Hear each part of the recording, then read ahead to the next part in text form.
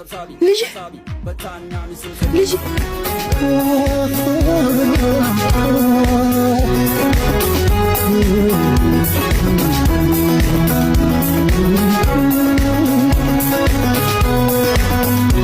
ማዘሮ በጣም ናፍቀሽ ነበር ልጅ።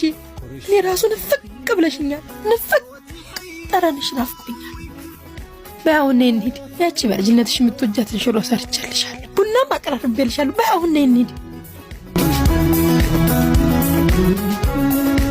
አንድ ያልነገርኩሽ ነገር አለ ልጅ። ምን? ወደ አካውንትሽ እንዲገባ የምትልኪውን ገንዘብ በሙሉ ለችግር የመወጣጫ አድርጌዋለሁ ልጅ። ይቅር በይ።